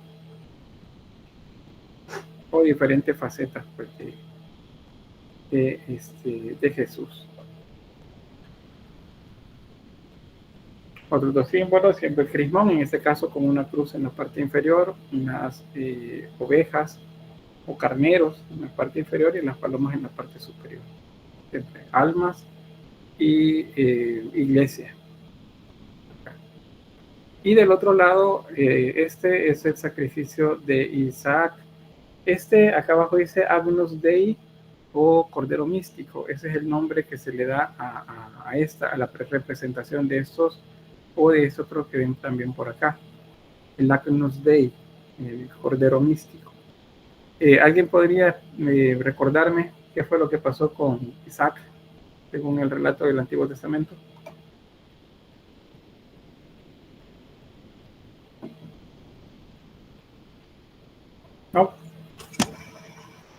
No les creo. Judith.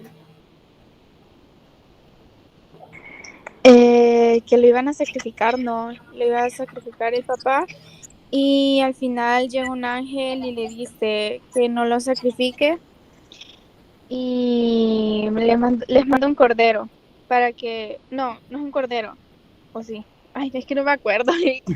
Pues está bien, cordero o carnero. De hecho era un carnero porque está enredado en los cuernos. Ajá, porque tiene los cuernos en los que está atrapado, y bueno, ya lo encuentran, ¿verdad? Y lo sacrifican. Y la promesa que hace con su papá, que no me lo va a creer, pero se me olvidó el nombre. Mi papá. La promesa que hace con... ¿Cómo? Su papá me dijo, mi papá le digo yo. O sea, sí. El papá de Isaac, Abraham. El papá de Isaac, Abraham, Isaac.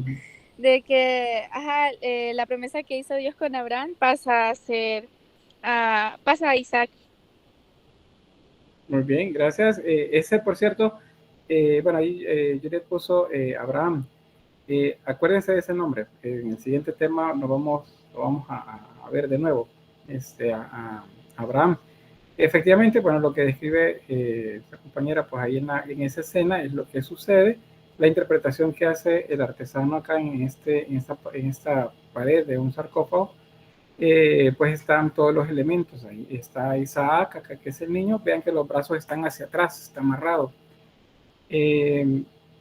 Abraham lo sostiene de la cabeza con la mano izquierda, y en la mano derecha tiene una daga porque lo va a degollar, va a sacrificarlo. Pero hay una mano acá arriba, no sé si lo alcanzan a ver. Acá hay una mano que aparece, que sale como de una nube, que lo detiene. En el texto dice que es un mensajero, ¿verdad? Otras que algunas interpretaciones dicen que es una voz. y le dice que no lo mate. Y ahí le da todo, pues, qué es lo que realmente sucedió con lo que le pidió. Esto se llama Dextera Domini. Te lo voy a escribir ahí, fíjense, para que lo apunten. Dextera Domini.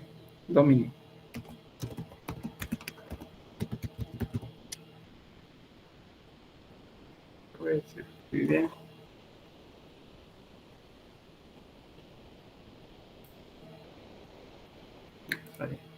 Dextera Domini. La Dextera Domini es la representación que existe de Dios durante los primeros siglos del cristianismo. O sea, Dios Padre no se representa, no aparece. Va a aparecer hasta cuando Roma toma el control, ¿verdad? Antes de eso no aparece, pero sí aparece un humano. Y de hecho en la Edad Media, durante varios siglos, la única manera de representar a Dios es a través de una mano. Y es la mano derecha, porque la derecha se asocia a los aspectos buenos, la izquierda se asocia a los aspectos malos. Por eso es que decimos diestra, siniestra. La siniestra es la izquierda. Y la izquierda se asocia a los aspectos malos, de hecho actualmente todavía. Por eso es que la mano con la que se representa es la derecha, la dextera domini. Bien, avanzamos de acá. Esto ya lo vimos hace unos días, el llamado moscóforo, acá, es del periodo arcaico griego, es una escultura popular que representaba a un pastor, solo que en este caso llevaba un ternero. Esa se sustituye por la representación de un pastor, que es el símbolo de, como bien, es la representación de Apolo, que lleva un carnero en los hombros. Por eso que Jesús se ve de esa manera. Acá, más de cerca. Y esta otra que ven aquí es otra representación también de Jesús, pero como si fuera un médico. Tiene un instrumento en la mano izquierda y en la derecha se supone tenía otro instrumento. Se representa como médico. ¿Y por qué médico? Porque es el que trae la salvación y la sanación de muchas enfermedades. Entonces por eso se representa así, pero sigue siendo una representación de Apolo. Igual acá, una representación de Apolo. Y bien, ahí llegamos a la pintura. ¿Preguntas o comentarios? ¿Todo bien? Voy a confiar. La pintura. Bueno, ya les había mencionado que la paleta de colores es bastante reducida. Hay cementerios subterráneos, esas llamadas catacumbas, que es donde vamos a encontrar la mayor cantidad de ejemplos de esas imágenes. Pues hay temas como la simbología que veíamos, que tiene que ver con elementos zoomórficos, fitomórficos también, y los temas que tienen que ver con el Antiguo Testamento y el Nuevo Testamento. Acá hay una, por ejemplo, esa está en la catacumba de Santa Domitila, en Roma, y corresponde al siglo IV después de Cristo, o cuarto de nuestra era. Y es, bueno, aquí si se fijan, fue abierto el nicho, sacaron lo que había acá adentro, y solamente en la parte de arriba podemos observar la decoración. En el centro aparece Jesús, Barbie Lampiño, otra vez la representación de Apolo, y en la mano izquierda tiene un pergamino, acá, el símbolo del mensaje, del evangelio. Acuérdense que evangelio no es un libro en ese momento, es una noticia, una buena noticia. Entonces, pero como estaba escrito en rollos de pergamino, pues por eso es que de esa manera se representa. Y la mano derecha levantada en una posición como abierta, la mano abierta, eso se llama gesto, ya les digo, no, en la siguiente diapositiva está. Acá, el gesto ad locutio, que significa el orador o la persona que está hablando, o sea, él les está enseñando a los apóstoles. Y el pergamino, que es alusión a la enseñanza, a lo que ya estaba escrito en muchos de los evangelios que se conocían en esa época. Y luego los apóstoles representados alrededor. ¿Quién es más grande? Jesús. Por eso está ubicado en el centro de la composición. Bien, ¿qué más? Bueno, ahí pueden ver las imágenes en las paredes. ¿Vean? Oradores, son símbolos de la iglesia. Y acá hay una pintura que no se alcanza a ver pues muy bien qué es, pero también pues para que todo estaba decorado. También esa parte, esa franja de la catacumba tenía decoración fitomórfica. Acá hay unas palomas también pintadas. Aquí hay otra vez decoración fitomórfica. Y arriba. En el centro hay una representación de una mujer. Puede ser un retrato de la dueña del lugar o un retrato de María. Digo de la dueña porque pues esos lugares se conocían por los nombres de los dueños. Entonces el de Santa Domitila, Priscila, puede ser cualquiera de ellas también. Bueno, eso también para que tengan ahí el dato, pues la explicación de esto es que la representación de la belleza física está prohibida. Así lo entienden ellos en esta cosmovisión nueva que tienen. La belleza exacta está prohibida, se considera pecaminoso porque es imposible representar la divinidad. ¿Y por qué está prohibido según la ley de Moisés? Ahí es donde dice, no te harás imagen de nada de la tierra ni de nada del cielo. Es una prohibición que está escrita.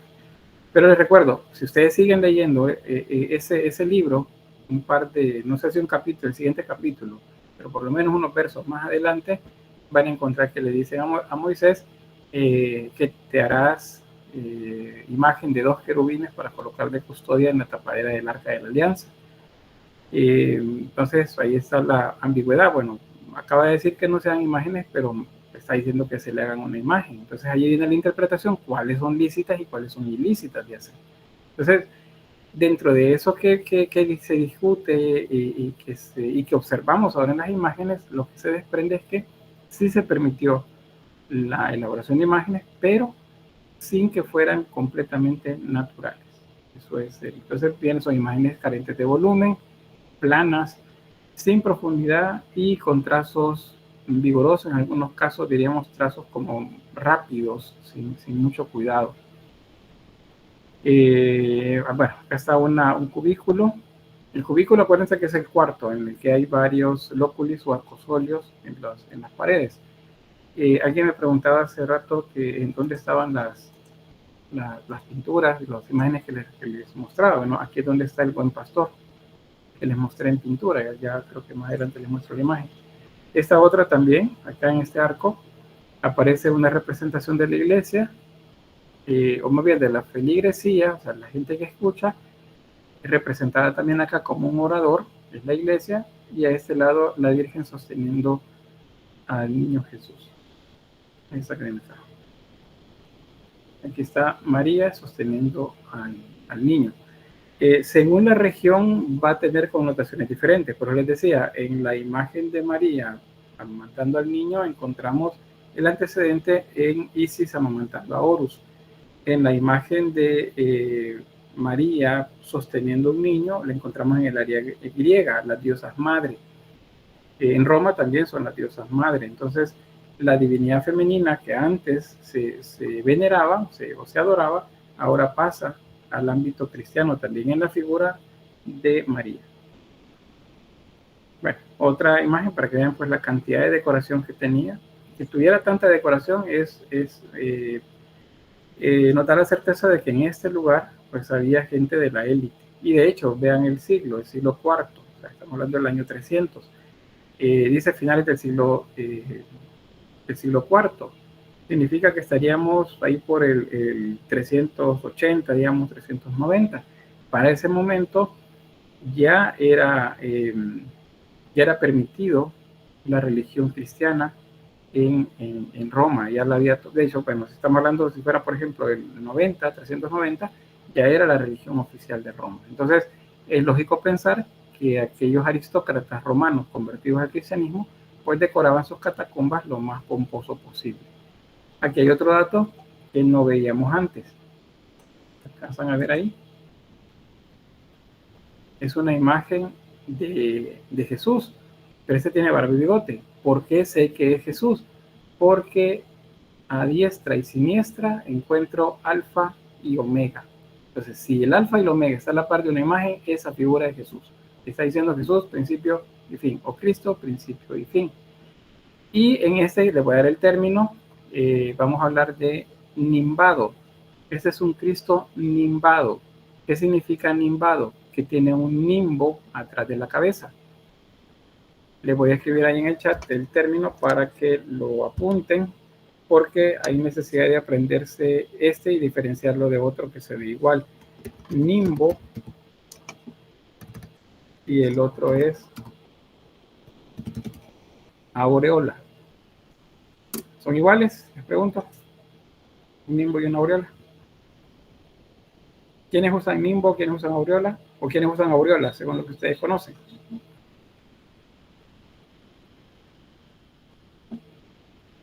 No conocen, no les creo.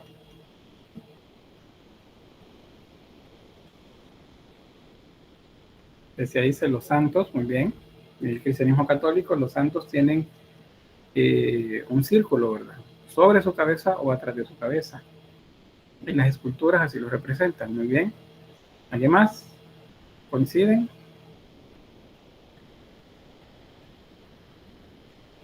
¿No? Bueno, les doy otro dato acá. En las representaciones de Jesús, acuérdense que él es símbolo del sol, porque el sol es la luz del mundo. Entonces, atrás de la cabeza de él se pone un disco solar. Esto que ven acá. Ese es un disco solar. Ahora, ese disco solar colocado atrás de la cabeza de Jesús se llama nimbo. El nimbo está únicamente atrás de la cabeza de todos aquellos seres considerados divinos que no murieron. ¿Quiénes no murieron? Bueno, Jesús, según la tradición, María, según la tradición también, los ángeles, según la tradición, algunos profetas. ¿Quién fue el que fue llevado al cielo? Que no se sabe si murió. Elías, creo que, ¿verdad? Me parece que sí, Elías. ¿Qué más? Moisés, por ejemplo. Moisés no dice en la Biblia que murió, o sí lo dice, no recuerdo, pero dice que se quedó y no pudo entrar a la tierra prometida. Si murió, entonces Moisés, entonces no es un nimbo lo que tiene atrás de la cabeza, sería entonces una aureola. Entonces todos los santos, todos los apóstoles que murieron tienen un círculo atrás de la cabeza que simboliza un sol siempre, pero eso se llama aureola. Los ángeles entonces tienen aureola o tienen nimbo. ¿Qué dicen?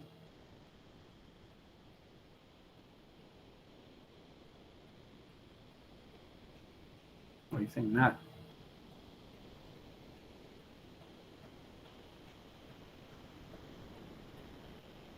Dígame, Guadalupe. Según la explicación que usted estaba dando, tendrían nimbo porque no son seres fallecidos. Fallecidos. Gracias. ¿Correcto? Que no murieron. ¿Perdón? Que sí, que, o sea, sería que no habían muerto. Correcto, tiene razón ahí. Entonces los ángeles tendrían nimbo atrás de su cabeza, no aureolas. Yo sé que la tradición dice que son aureolas, ¿verdad? Pero también la tradición les dice que los ángeles tienen alas, y bíblicamente no tienen alas. Entonces, en la representación que aparecen acá, de acá en adelante, en la Edad Media vamos a ver muchas más todavía, el símbolo se vuelve recurrente atrás de los santos, atrás de algunos reyes que se consideran, ellos mismos se consideran sagrados, santos. Entonces aparecen esos símbolos atrás de la cabeza. Pero la explicación así estricta es que aquellos que no murieron tienen nimbo y los que murieron tienen aureola, aunque se vean igual, ¿Cómo ustedes pueden saber cuál de ellos es? Deben conocer quién es la persona que está representada. De esa manera, pues, podrán decir si es una aureola o es un nimbo. Entonces, eso acá. Y para finalizar, pues, solamente mencionarles otras dos palabras también que se convierten en interpretaciones que ayudan a entender por qué Jesús pasa de ser Apolo, un dios Apolo, barbilampiño, a uno que tiene barba y bigote. Les escribo ahí las palabras en el chat.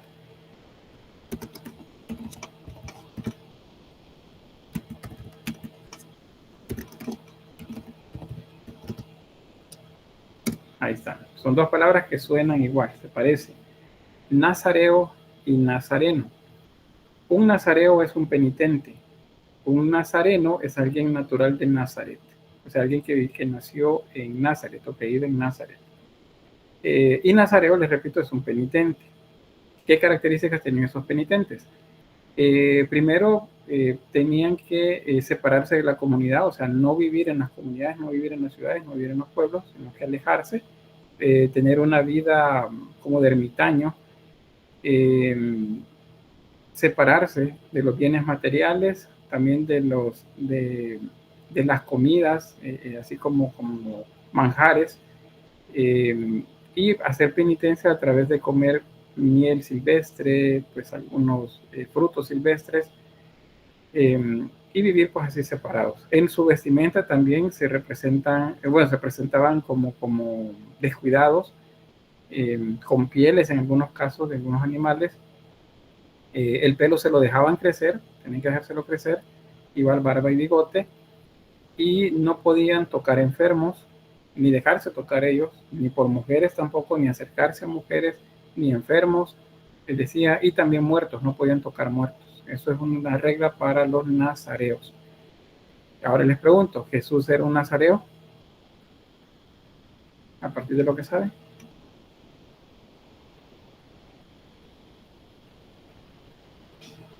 Espero que estén googleando al menos.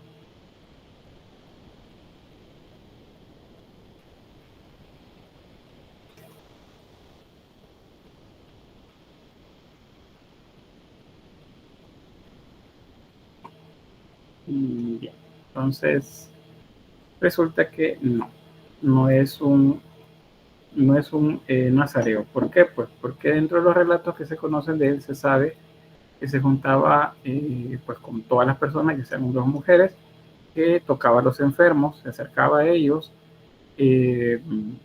También una de las prohibiciones que tenían los nazareos era que no podían tomar vino.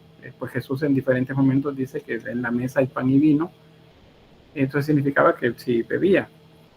Bebía en el sentido de que el vino es una bebida como nosotros el café, ¿verdad? Para ellos. Entonces no era un nazareo. Por lo tanto, no tendría que tener barba ni bigote. Pero en el siglo IV al siglo V, algo sucedió ahí, que las imágenes comienzan a confundirse. Así como aparecen imágenes de Juan el Bautista, que él sí era un nazareo, en las que aparece vestido con harapos, con pieles, desaliñado, despeinado, con la barba también descuidada. Aparecen también imágenes de Jesús con barba y bigote, pero más cuidada, más como recortada, el pelo ordenado también. Entonces significa que no eran lo mismo, no eran iguales. Y en el texto bíblico, pues ahí se tocaba enfermos, tocaba o se acercaban donde estaban los muertos, tomaba vino, o sea, nada de nazareo, pero sí era nazareno, o sea, que era natural de Nazaret. Entonces, esa es la manera como los términos se juntan en la figura de Jesús, y por eso le comienzan a agregar barba y bigote. Los últimos estudios pues nos dicen que efectivamente para la época él tuvo que haber tenido barba y bigote, porque era una norma para el pueblo judío de esa época.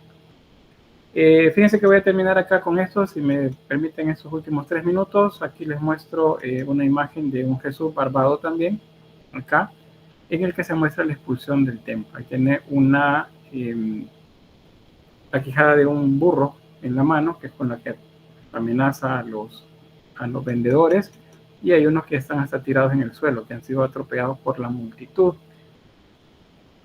Bautizo también se representa, Adán y Eva, también se representa de manera arcaica en este momento, desnudos, cubriéndose con hojas, sus partes privadas, y un árbol en medio de ellos. No hay ninguna manzana por ningún lado, porque no existe esa simbología en la Biblia, ni aparece en los primeros siglos. Eso desaparece hasta después, cuando se mezcla con el mito de